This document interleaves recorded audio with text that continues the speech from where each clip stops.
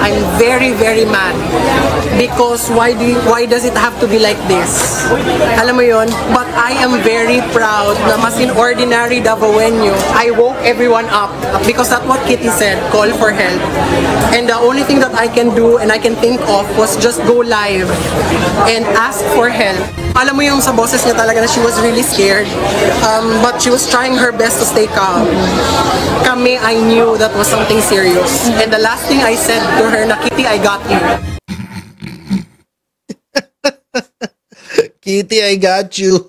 Nakausap mo lang pala sa telepono. Anong basis? Ginulo niya yung mga kapitbahay niya. Pinagbantay niya dyan. May mga sariling buhay ang mga yan.